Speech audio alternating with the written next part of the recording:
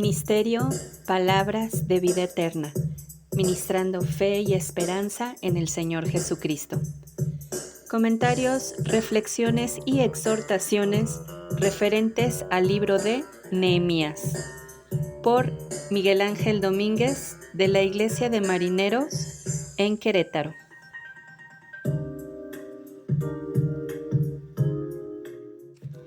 Capítulo 7. Por fin el muro está terminado, y dice el versículo 4 que la ciudad era espaciosa y grande, pero poco pueblo dentro de ella, no había casas reedificadas. Jerusalén había sido atacada, habían entrado los oponentes, enemigos, a destruir, a matar, a robar, y pues seguramente mucha gente ya no quiso vivir ahí, es más, no tenía dónde vivir. Y cuando restauran los muros, pues la ciudad ahora, dice, está espaciosa y grande, pero poco pueblo. Nehemías empieza a hacer un conteo, como un padrón, como un censo, y de repente encuentran el libro de la genealogía. Estos libros eran para saber quiénes eran los padres, quiénes eran los abuelos, quiénes eran los bisabuelos, los tatarabuelos, para saber de qué familia eran, para saber de qué tribu eran. Y dice que, o menciona de los que subieron de la transmigración de Babilonia, los que vinieron con Zorobabel, y hicieron un recuento de todas las personas. Y prácticamente desde el versículo 8 empieza a hablar, desde el 7 empieza a hablar, y durante casi 60 versículos está hablando los nombres de quienes fueron hijos, los abuelos, pues la genealogía de todas estas personas. Pero en el 64 dice que algunos no fueron hallados en la genealogía y fueron echados del sacerdocio. Eso también me habla de que Nehemías quiere hacer las cosas bien. Si había alguien que se decía que era de la tribu de Leví, era levita y quería hacer la función de un levita, tenía que demostrar que realmente era un levita. No cualquiera podía servir en el sacerdocio, tenía que ser levita y tenían que comprobar, asegurar que eran de la tribu de Leví. Dice en el 65, ordenó que no comiesen de las cosas más santas hasta que hubiese sacerdote con Urim y Tumim. Quería hacerlo bien, no quería simplemente sacrificar y hacer las cosas del sacerdote. Primero quería que fuera un verdadero levita y quería que hasta que no estuviera con su ropa, con todo lo que Dios había mandado desde el libro de Levítico, de cómo debía ser el servicio, cómo debía vestirse, qué debía hacer, todo el ritual tenía que hacerse como Dios lo había dicho. Por fin hacen el conteo, 42,360 personas, hacen un recuento de los siervos, de los animales, y quieren saber exactamente cuántas personas había ahí, entre siervos, entre los judíos, sus animales. Quería saber todo el pueblo que estaba ahí. Dice también que algunos dieron para la obra, menciona montos de lo que dieron, quiénes dieron, y eso también me habla de que estaban dispuestos, tenían un corazón dispuesto a dar.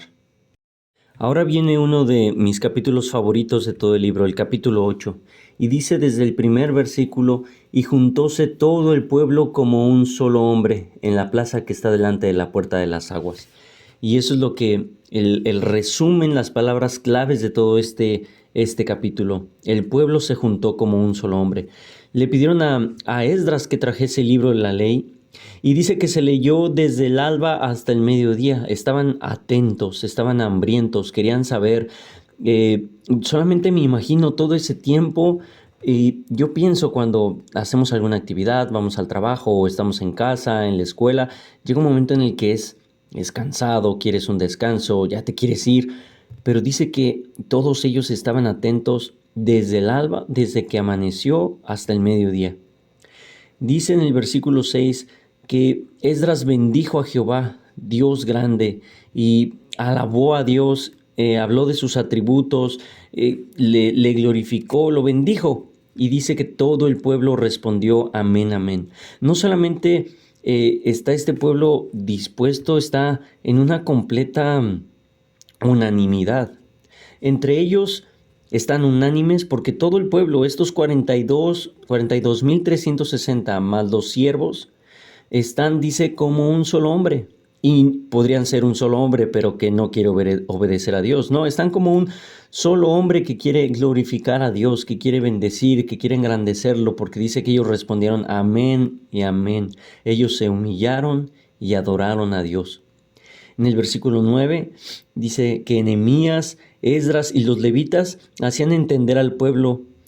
Mientras estaba leyendo, pues algunas cosas quizá no eran claras para todos y estos hombres que tenían más entendimiento de las palabras estaban dando a entender al pueblo lo que significaba todas estas palabras. Y ellos dicen, no os entristezcáis ni lloréis, porque todo el pueblo lloraba oyendo las palabras de la ley. Seguramente fue inevitable escuchar la palabra por tanto tiempo desde el alba hasta el mediodía y no ser redarguidos por sus pecados. Seguramente estaban tristes, estaban compungidos, estaban humillados, estaban así de tristes que estaban llorando y lamentándose por lo que ellos habían hecho, o sus padres, o las generaciones anteriores, y estaban tan tristes, tan humillados, tan contristados. Y estos hombres les dicen, no se entristezcan, no estén tristes, no lloren. Coman, beban y compartan. En lugar de estar así, más bien alégrense.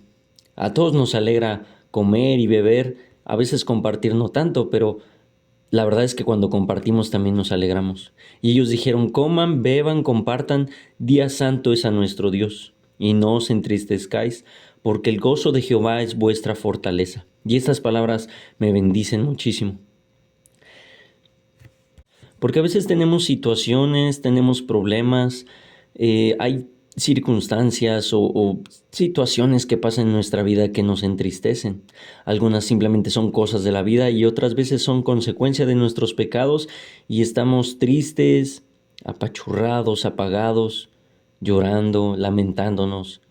Pero cuando recordamos y pensamos en el gozo de Jehová, no las cosas de este mundo que son pasajeras, como cuando vas a una tienda y compras algo y sales bien contento y después ya no es novedad, se va esa alegría. Cuando tienes que pagar, se va esa alegría. Cuando hay que pagar la deuda, ya no es tan alegre, pero pensar en la obra de Dios, pensar en lo que Dios ha hecho, pensar en su perdón, porque estos hombres están conscientes de que han hecho mal, de que sus padres hicieron mal, de que las generaciones anteriores hicieron mal y que aún así Dios está teniendo misericordia, el muro está restablecido, las familias están ahí, pueden empezar de nuevo, los sacrificios, los sacerdotes pueden empezar a hacer lo que se les mandó y ellos podrían estar muy tristes, pero pensar que Dios ha tenido misericordia y los ha perdonado, eso da un gran gozo.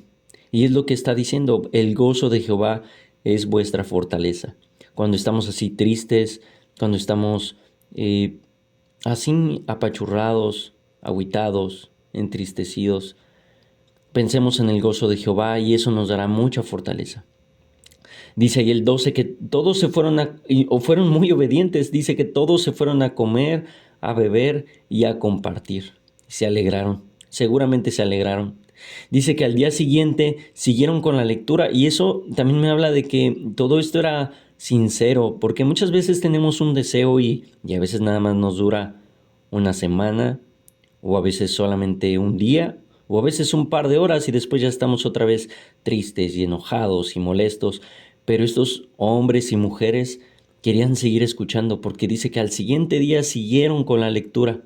Y mientras estaban leyendo, pues venía ahí el mandamiento de esta solemnidad, de esta fiesta de las cabañas, donde pues tenían sus casas y tenían que vivir afuera, como en cabañas, tenían que hacer como unas tiendas y tenían que vivir ahí.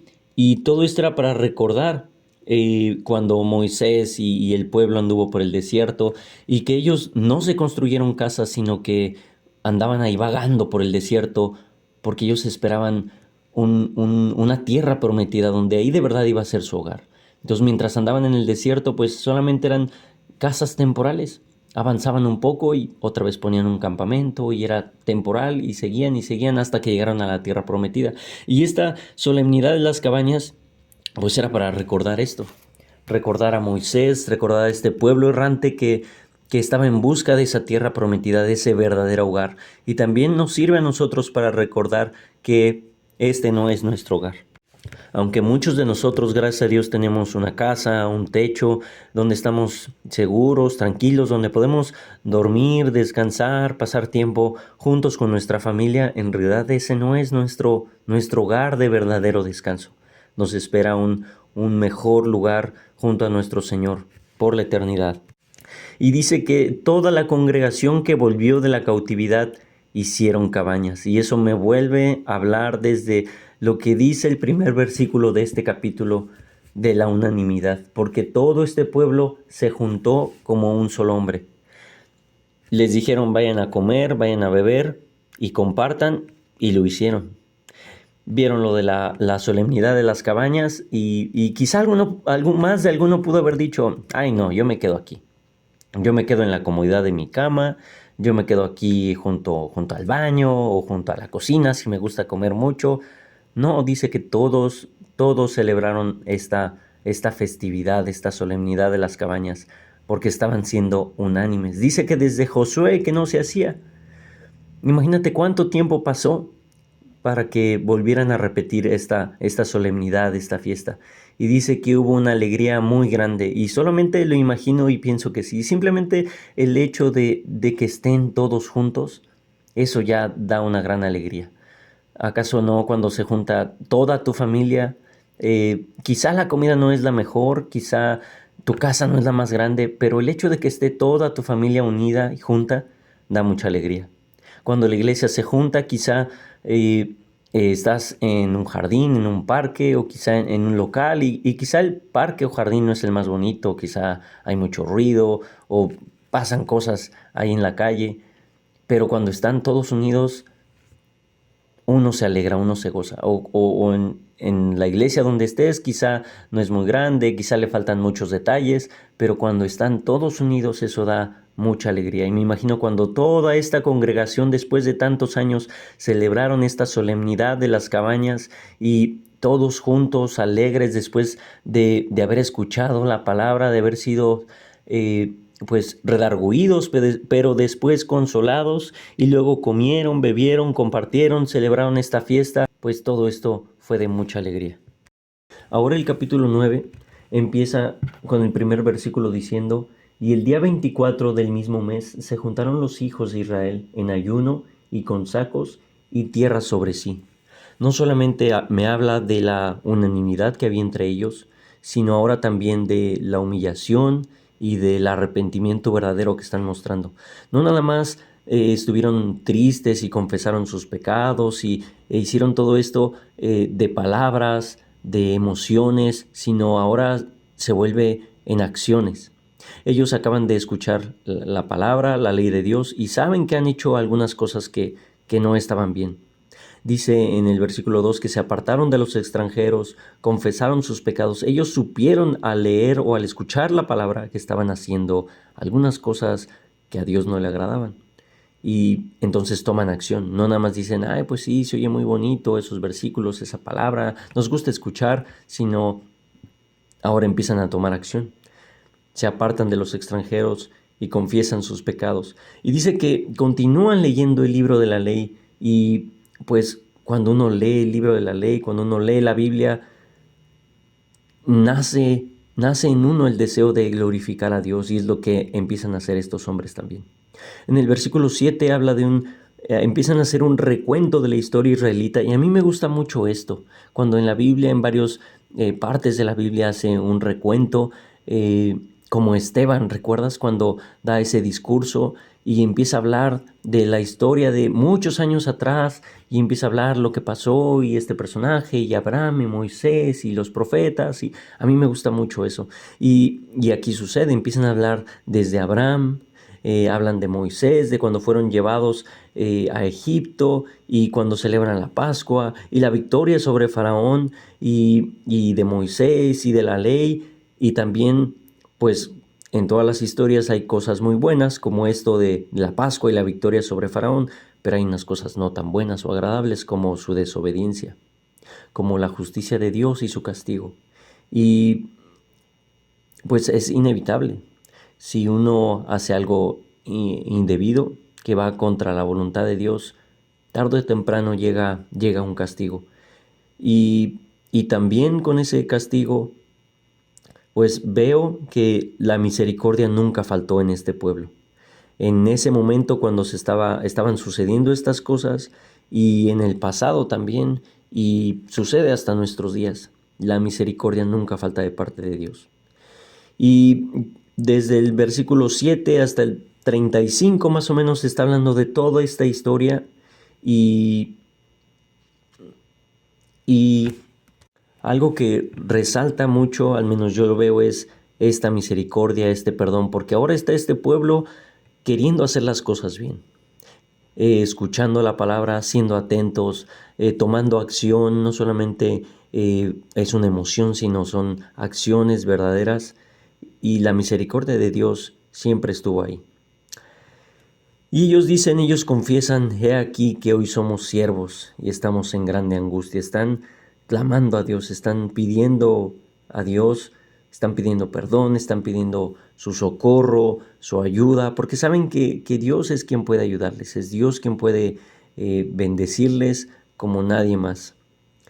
Dice también: a causa pues de todo eso, nosotros hacemos fiel alianza y le escribimos sin nada de nuestros príncipes, de nuestros levitas y de nuestros sacerdotes.